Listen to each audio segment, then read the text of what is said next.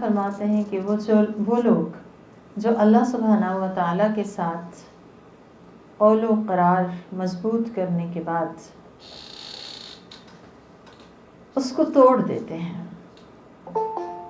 اور ان چیزوں کو کاٹتے ہیں جن کو جوڑنے کا اللہ تعالیٰ نے حکم دیا ہے اور زمین میں فساد برپا کرتے ہیں، یہی لوگ دراصل خسارہ پانے والے ہیں۔ تو اللہ سبحانہ و تعالیٰ بتا رہے ہیں کہ اصل خسارہ پانے والے کون ہیں؟ نمبر 1، جو اللہ کے ساتھ پختہ قول و قرار کو توڑ دیتے ہیں۔ اللہ نے جن چیزوں کو جوڑنے کا حکم دیا ان کو بھی کاٹتے ہیں اور زمین میں فساد برپا کرتے ہیں، یہی دراصل خسارہ پانے والے ہیں۔ تو ہم ایک ایک کر کے دیکھتے ہیں ایک ایک چیز کو تاکہ ہم خسارے سے بچ سکیں، ہمیں پتہ چل رہا ہے خسارہ ہے کیا۔ تو سب سے پہلی چیز ہے الذین ینقضون عہد اللہ من بعد میثاقہ، جو اللہ سے پختہ عہد کو توڑ دیتے ہیں۔ میثاق کہتے ہیں ایسے عہد کو جو دل کے اندر ہو انسان کے، ایک مضبوط قرار، اقرار، اور پھر اس کو انسان زبان سے ڈکلیئر کر دے تو اس کو میثاق کہتے ہیں، یعنی پختہ وعدہ۔ یہاں پہ میں مثال کے طور پہ ایک پختہ وعدہ اس کا ذکر کروں گی، کیونکہ وہ آپ نے بھی کیا ہے اور میں نے بھی کیا ہے، اور وہ کیا ہے؟ لا الہ الا اللہ۔ اس کا اقرار آپ کے دل کے اندر بھی ہے، آپ کی زبان پہ بھی ہے، اور میرے دل کے اندر بھی ہے، میری زبان پہ بھی ہے۔ اب اگر اقرار تو کر لیا کہ یا رب تو ہی خالق ہے، تو ہی مالک ہے، تو ہی رازق، تو ہی مشکل کشا، تو ہی حاجت روا، تو ہی عبادت کے لائق ہے، تیرے سوا کوئی اور الہ نہیں، لیکن یہ عہد باندھنے کے بعد اگر ہم پھر اللہ سبحانہ وتعالیٰ سے کوئی تعلق ہی نہیں رکھتے ہیں، جب ہمیں کوئی حاجت درپیش ہوتی ہے تو ہم مختلف دروں پہ جاتے ہیں، کبھی کسی سے مانگتے ہیں، کبھی کسی سے فریاد کرتے ہیں، تو پھر یہ پختہ عہد توڑ دینے کے مترادف ہے۔ اگر ہمیں کوئی مشکل درپیش ہے اور ہم سمجھتے ہیں کوئی اور بھی ہے جو اس مشکل کو ٹال دے گا، تو ہم اس عہد کی پاسداری کرنے والے نہیں، کیونکہ اس عہد کی سب سے پہلی چیز، پہلا لفظ، پہلا حرف کیا ہے؟ لا۔ Say no to each and everybody except اللہ سبحانہ وتعالیٰ، کہ اللہ کے مقابل کوئی بھی ہوگا، اللہ کی بات کے مقابل کسی کی بات ہوگی تو میں اللہ کی بات سنوں گی اور باقی سب کو نو کہہ دوں گی۔ تو جو کہنے کو تو کلمہ پڑھ لیتے ہیں اور پھر اس کے بعد اللہ سے کوئی تعلق ہی نہیں رکھتے، اللہ کی مانتے ہی نہیں، سنتے ہی نہیں، یا انہیں پتہ ہی نہیں کہ ہمارا رب ہم سے کہتا کیا ہے، یہ ہے خسارہ پانے والے۔ دوسرے نمبر پہ اللہ سبحانہ وتعالیٰ فرماتے ہیں وَيَقْطَعُونَ مَا أَمَرَ اللَّهُ بِهِ أَن يُوصَلَ، وہ کاٹتے ہیں جس کو جوڑنے کا اللہ تعالیٰ نے حکم دیا ہے۔ تو یاد رکھیں، سب سے پہلی چیز جس کو جوڑنے کا اللہ نے حکم دیا ہے وہ ہمارا اس رب العالمین سے رشتہ ہے جو ماں سے بھی 70 گنا زیادہ محبت کرنے والا ہے، جو ہمارے تقاضے کے بغیر ہمیں عطا فرماتا ہے، ہمیں نہ صرف ہماری ضرورتوں کو پوری کرتا ہے، ہماری جسمانی، ہماری روحانی، ہماری جذباتی ضرورتوں کو پورا کرتا ہے، بلکہ ان تمام حاجات کو بھی پورا کرتا ہے جو ہم اس سے مانگتے ہیں یا نہیں مانگتے۔ سب سے خوبصورت رشتہ کائنات کا اللہ کے ساتھ تعلق ہے۔ تو یہ کیا کرتے ہیں؟ اللہ کے ساتھ تعلق کو کاٹ ڈالتے ہیں۔ اب کاٹنے کا طریقہ مختلف ہو سکتا ہے، مثلا شرک ہے، وہ تمام نیکیوں کو انسان کی کھا جاتا ہے۔ شرک اللہ سبحانہ وتعالیٰ کو اتنا ناپسند ہے کہ اللہ سبحانہ و تعالیٰ ایسے بندے کی ذمہ داری سے الگ ہو جاتے ہیں۔ پھر دوسری چیز جس کا اللہ سبحانہ و تعالیٰ نے حکم دیا ہے جوڑنے کا، وہ کیا ہے؟ حقوق العباد، بندوں کے حقوق، انسانوں کے حقوق، اور وہ جسے ہم رشتے کہتے ہیں، ان کے ساتھ ہمیں حکم دیا گیا ہے کہ ہم ان رشتوں کو جوڑیں۔ کن رشتوں کو؟ دو طرح کے رشتے ہیں، ایک خونی رشتے ہیں اور ایک سسرالی رشتے ہیں۔ وہ رشتے جو اللہ سبحانہ تعالیٰ نے بنائے، وہ رشتے جو ہم خود قائم کرتے ہیں، اور وہ رشتے جو ایمان کے رشتے ہیں۔ ہم میں سے کچھ لوگ قرآن پاک کے ساتھ کچھ نہ کچھ اپنا رابطہ رکھتے ہیں، تو عموماً زیادہ تر ہمارے لوگوں کی تعداد ایسی ہے کہ جو ایمان کے رشتوں کو سمجھ نہیں پا رہے ہوتے کہ یہ بھی رشتے ہیں۔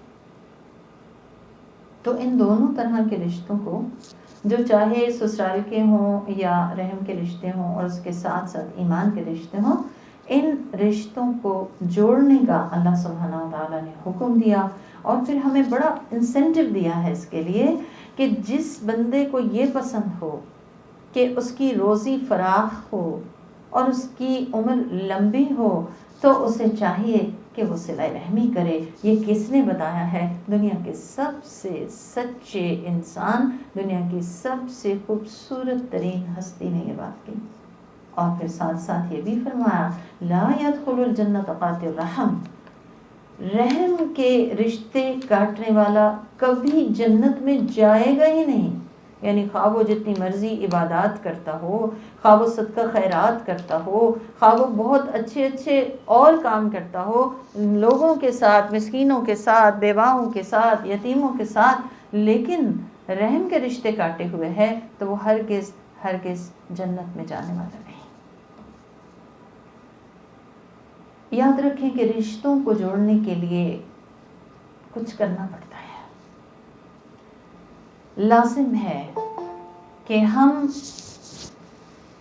کیا کریں؟ رشتوں کو جوڑنے کے لیے، قربانی کے لیے ہر دم تیار رہیں۔ رشتے جڑتے ہی قربانی کے ساتھ ہیں، رشتے جڑتے ہیں احساس کے ساتھ، رشتے جڑتے ہیں محبت کے ساتھ، رشتے جڑتے ہیں تعلق کے ساتھ، رشتے جڑتے ہیں تب جب ہم کمٹمنٹ اپنے دل میں رکھتے ہیں، ایک واضح کمٹمنٹ۔ کس بات کی کمٹمنٹ؟ کہ ہم نے رشتہ نبھانا ہے۔ ہمارا حال کیا ہے کہ ہم چھوٹی چھوٹی باتوں پہ چھوڑ جاتے ہیں، کہتے ہیں بس نہیں، میں اور نہیں کر سکتی۔ ہم کیوں؟ اس کی وجہ کیا ہوتی ہے کہ ہمارے اندر کمٹمنٹ نہیں ہوتی۔ دوسرا یہ ہے کہ ہم سپرفیشلی رشتوں کو لیتے ہیں، ہمارے دلوں کا تعلق نہیں ہوتا۔ یاد رکھیں، کوئی بھی رشتہ قائم کرنے کے لیے، قائم رکھنے کے لیے لازم ہے، ضروری ہے کہ ہمارے دل صاف ہوں، جڑے ہوئے ہوں، دلوں میں محبت ہو، دلوں میں احساس ہو، دل قربانی کے لیے تیار ہوں۔ اور یاد رکھیں، ہر رشتہ احساس، وقت، قربانی اور کمٹمنٹ مانگتا ہے، تب وہ جڑتا ہے۔ اور اگر ہم دوسروں سے بہت زیادہ توقعات وابستہ کر لیں اور یہ چاہیں کہ ہر وقت ترازو کے ساتھ تول کے مجھے ملتا رہے، یا پھر یہ ہے کہ میں ہمیشہ فائدے میں رہوں، میرا حق تو مجھے ملتا رہے، لیکن جب دینے کی باری آئی تو مجھے دیتے وقت یہ احساس نہ ہو کہ میرا فرض کیا ہے، تو پھر رشتے قائم نہیں رہ سکتے۔ رشتے قائم رکھنے کے لیے، رشتوں کو جوڑنے کے لیے لازم ہے کہ ہم بندوں سے امید نہ لگائیں بلکہ اللہ سے امید لگائیں۔ میں یہ جب سوچ رہی تھی، پوائنٹس لکھ رہی تھی، تو میں سب سے پہلے اپنا جائزہ لے رہی تھی، اور میں سوچ رہی تھی کہ ہم لوگ اننوئنگلی بھی توقعات وابستہ کر لیتے ہیں، اور پھر اس کے بعد ہم چاہ رہے ہوتے ہیں کہ دوسری طرف سے بھی ہمیں کچھ نہ کچھ ضرور ملتا رہے، اور بعض اوقات اللہ تعالیٰ ہمیں سب طرف سے دھکے دلوا دیتے ہیں، کیونکہ اللہ تعالیٰ یہ چاہتے ہیں کہ ہم اس کے لیے خالص ہو جائیں رشتوں کے معاملے میں بھی، چاہے وہ ایمان کے رشتے ہوں یا رحم کے ہوں یا سسرال کے ہوں۔ رشتوں کے لیے جو چیز زہر قاتل ہے وہ ہے انا۔ اس نے نہیں بلایا تو میں کیوں بلاؤں، اس نے سلام نہیں کیا تو میں کیوں کروں۔ تکبر، اپنے آپ کو بڑا سمجھنا، یہ چیزیں رشتوں کو ایسا نقصان دیتی ہیں جو بعض اوقات ریپیئر کرنا بہت مشکل ہو جاتا ہے۔ اور کرنے کا کام کیا ہے، کوشش ہم کریں اپنی سی، اور دعا بھی کریں کہ یا رب جن کی ذمہ داری تو نے مجھ پہ لگائی ہے مجھے ان کے حق ادا کرنے کی توفیق ضرور عطا فرما۔ اور اس میں جو سب سے اہم چیز ہے وہ ہے انڈرسٹینڈنگ، ایک دوسرے کو انڈرسٹینڈ کرنا۔ دیکھیں کوئی شخص بھی مکمل نہیں ہے، کوئی شخص بھی ایسا نہیں ہے جس میں کوئی غلطی نہ ہو، تو جس کے ساتھ ہم نے نبھانے کی کمٹمنٹ کرنی ہے اس کو اس کی خوبیوں اور اس کی خامیوں کے ساتھ قبول کرنا۔ ہاں ہمیں کوشش کرنی چاہیے کہ ہم اس کی خامیوں کو اور سب سے پہلے اپنی خامیوں کو ایڈریس کریں، ان کو دور کرنے کی کوشش کریں، لیکن کسی خامی کی بنا پر، کسی غلطی کی بنا، غلطی سب سے ہوتی ہے، سب سے ہوتی ہے، ہم سے بھی ہوتی ہے، یہ الگ بات ہے ہمیں اپنی غلطی ذرا کم کم نظر آتی ہے۔ تو ہمیشہ اللہ تعالیٰ سے دعا کرنی چاہیے، یا اللہ مجھے معاف کرنے والا مزاج عطا فرما۔ جو بندہ چاہتا ہے نا ایبسولوٹ طریقے سے رشتے چلیں، وہ کبھی رشتے چلا نہیں سکتا، وہ پھر ناکام ہو جاتا ہے۔ اور اس میں نے زیادہ بات اس لیے رشتوں کے حوالے سے کی کیونکہ بیسیکلی لیڈیز ہی رشتے بناتی ہیں، مرد بیچارے تو لیڈیز کے پیچھے چل رہے ہوتے ہیں، اگر کسی کو بلانا ہے، کسی کو کچھ دینا ہے، کچھ کرنا ہے تو وہ سب لیڈیز کر رہی ہوتی ہیں۔ لیکن یاد رکھیں اگر کوئی بھی خاتون شیطان کے زیر اثر کسی مرد کو اس کے رشتوں سے توڑتی ہے تو وہ پوری اس کی ذمہ دار ہے اور اسے اس کا بدلہ بہرحال دینا ہوگا۔ تو ایسے میں پارٹی بازی نہیں کرنی چاہیے۔ بعض اوقات اتنی ناسمجھ خواتین ہوتی ہیں کہ بچوں کی پارٹی بازی کروا دیتی ہیں شوہر کے حوالے سے، مطلب اپنے ساتھ ان کو جوڑ لیتی ہیں، اپنا بنا لیتی ہیں بچوں کو، شوہر کو ایک الگ پارٹی بنا لیتی ہیں، دادی چچا کو علیحدہ پارٹی بنا دیا۔ تو یہ جو چیز ہے اس سے پرہیز کرنا چاہیے۔ اور آخری بات اس حوالے سے جو کرنا چاہوں گی رشتوں کے حوالے سے، رشتوں کو ہمیں ریفریش کرتے رہنا چاہیے، جیسے ہم اپنا کمپیوٹر ریفریش کرتے ہیں، ہم اپنا موبائل ریفریش کرتے ہیں، رشتوں کو ریفریش کرتے رہنا چاہیے، کبھی اظہار محبت کے ساتھ الفاظ کی صورت، کبھی تحفے کی صورت، اور کبھی معافی مانگنے کی صورت، اور کبھی معافی دینے کی صورت، اور کنیکٹڈ رہنا چاہیے۔ سب سے امپورٹنٹ چیز یہ ہے کہ چلیں انسان ہیں، بعض اوقات دل میں تکلیف تنگی کا آنا لازم ہے، لیکن جڑے رہیں، دور بھی ہوں لیکن کنیکشن نہیں ٹوٹنا چاہیے۔ اور یہ تبھی ہوتا ہے جب ہم رشتوں کے اندر حیا، ایک پاسداری رکھیں ایک دوسرے کے رشتے کی، اور ایک جسے کہتے ہیں نا حفظ مراتب، اس کا خیال رکھیں، بھرم رکھیں، اور کوشش کریں کہ دراڑ نہ ہی آئے تو بہتر ہے، اور اگر خدا نخواستہ آ گئی ہے تو پھر اس کو بڑی خوبصورتی سے ریپیئر کرنا چاہیے، دوسرے کی تنگی کو دور کر کے، دوسرے کی شکایت کو دور کر کے، اسے کمپنسیٹ کر کے۔ میں ایکچولی یہ بہت بڑا ٹاپک ہے، اللہ تعالیٰ کی توفیق مانگتی ہوں کہ تھوڑے ٹائم میں بہترین بات کی توفیق دے۔ بات یہ ہے کہ ہمارے ہاں میں نے جتنا آبزرو کیا ہے آس پاس، وہ یہ کیا ہے، لیڈیز ہی ظاہر ہے زیادہ آس پاس ہوتی ہیں، تو میں نے ان کے اندر ایک بیہیویئر دیکھا کہ جب وہ غلطی کرتے ہیں، لیڈیز کرتی ہیں، تو پھر زیادہ اکڑ جاتی ہیں، بجائے اس کے کہ اس کے بعد انسان جو غلطی کر چکا ہے اس کو چاہیے کہ وہ تھوڑا زیادہ ہمبل ہو جائے، تھوڑا زیادہ پیار کا اظہار کر دے، تھوڑا زیادہ یعنی جھکا ہوا معاملہ کر لے، تو اور زیادہ اکڑ جاتے ہیں۔ یہ چیز زہر قاتل ہے رشتوں کے لیے، اور یہ دراصل توڑنے کا باعث بنتی ہے، کیونکہ دوسرا شخص بھی انسان ہی ہوتا ہے۔ اور سب سے اہم چیز جو اس میں ہمارے لیے کارگر ہے وہ یہ ہے کہ اللہ کے رسول صلی اللہ علیہ وسلم کے قربان جاؤں کہ آپ نے ہمیں ہر معاملے میں رہنمائی فراہم کی ہے. آپ نے فرمایا وہ شخص ہرگز مومن ہو ہی نہیں سکتا جو اپنے مسلمان بھائی کے لیے وہ چیز پسند نہ کرے جو وہ اپنے لیے پسند کرتا ہے. تو وہ رویہ جو مجھے اپنے لیے پسند ہے وہ مجھے دوسروں کو دینا چاہیے. اپارٹ فرام دیٹ کہ دوسرا ان رسپانس مجھے کیا دیتا ہے، اللہ تعالیٰ ہمارے دلوں کو بڑا کر دے، اس میں وسعت ڈال دے کہ تاکہ ہم ان چیزوں سے اوپر اٹھ جائیں. اگلی چیز جو اللہ سبحانہ تعالیٰ نے فرمائی، خسارہ پانے والوں کی نشانی، ان کی عادت، ان کا طریقہ کیا ہے کہ زمین میں فساد پھیلانے والے ہیں. فساد کہتے ہیں بگاڑ کو، یعنی حصی فساد کیا ہوتا ہے؟